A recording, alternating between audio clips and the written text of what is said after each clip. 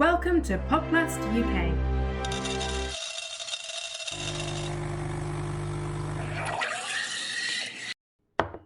Welcome to this special episode of Wound Watch, brought to you by Podcast UK. Today we journey into the hidden world beneath the skin. A remarkable story of resilience, adaptation and repair. The process of wound healing. Across the landscape of the human body, trauma has occurred. A sudden fall, a tear in the fragile skin barrier. But nature, as always, has a plan.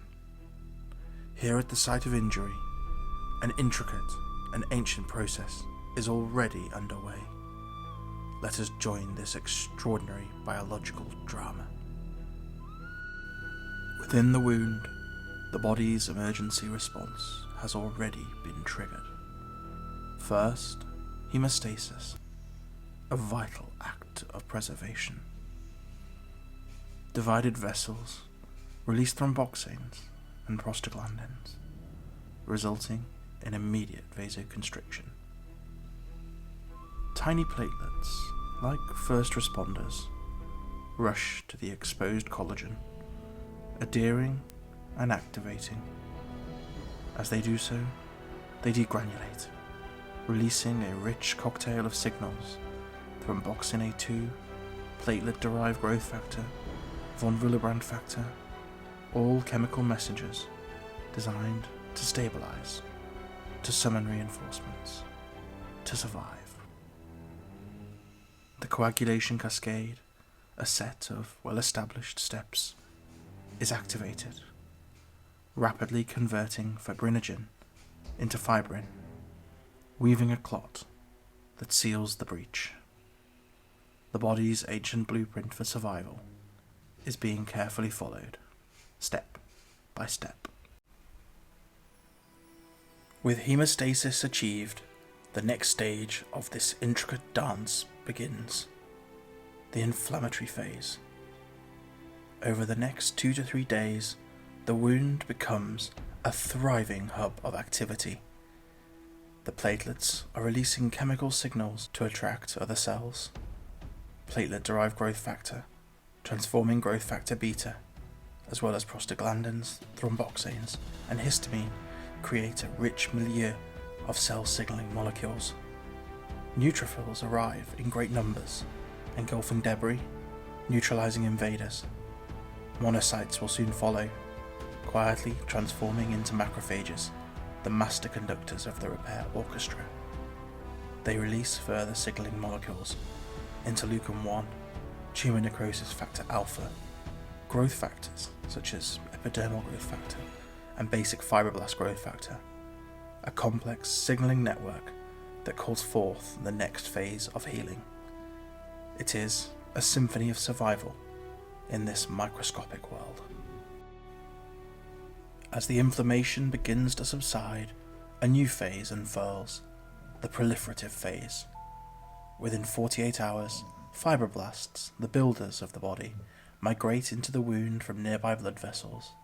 Stimulated by TGF-beta, they secrete glycosaminoglycans, collagen, and elastin, materials essential to rebuild the injured tissue.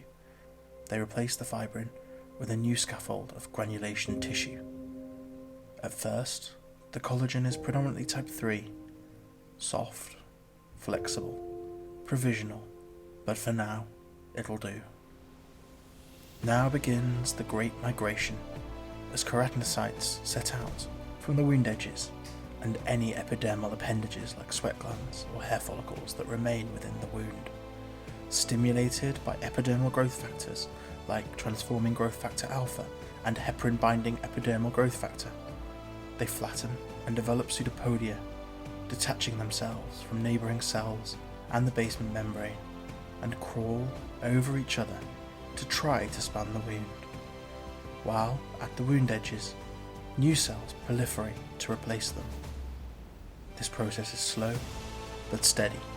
Nature doesn't rush. Once the wound is spanned, contact inhibition brings things to a halt.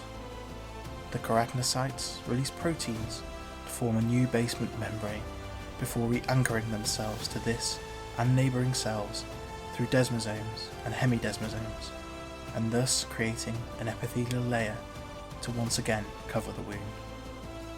Finally, some fibroblasts transform into myofibroblasts, contracting the wound edges together. All of these processes demand high oxygen and nutrient supply. Angiogenesis, the sprouting of new blood vessels, ensures the wounded terrain and workers receive the sustenance they so desperately need. Stimulated by local hypoxia, vascular endothelial growth factor and platelet-derived stromal cell-derived factor 1 are released. These are the quiet architects of this vital revascularization. After weeks of proliferation, a quieter, longer journey begins, the remodeling phase. Here, the wound gradually matures. Inflammatory cells that once teemed within the wound bed now apoptose or retreat. Type 3 collagen is replaced by the much stronger type 1. Fibers are realigned, woven into orderly patterns by matrix metalloproteases, slowly restoring tensile strength. The once rich vascular network shrinks away, and the wound begins its final transition into a neat, pale scar, a testament to the body's resilience. Of course, many factors influence this delicate process. Locally, infection, excessive tension, or repeated trauma can all jeopardize progress.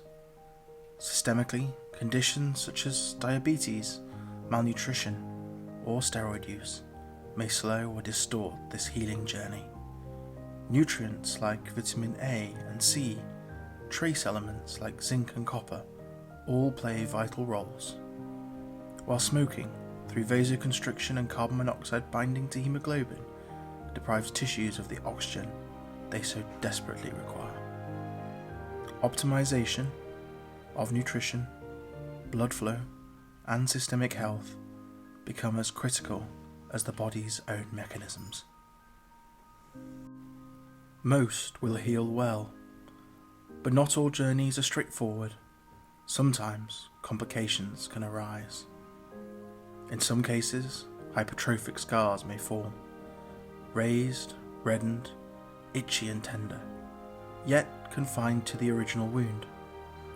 More rarely, keloid scars, extending beyond their borders, create challenging problems. Careful management, moisturization, massage, early intervention can help prevent and improve outcomes. Backup strategies stand ready: negative pressure wound therapy, hyperbaric oxygen, reconstructive surgery. Yet today, here at this wound, we remain hopeful. Nature, supported by surgical science, seems to be winning the day. This hidden drama of wound healing is a story repeated every day, hardly noticed, yet vital to life, a testament to the remarkable regenerative powers within us all. Thank you for joining us on this journey into the extraordinary world of the skin.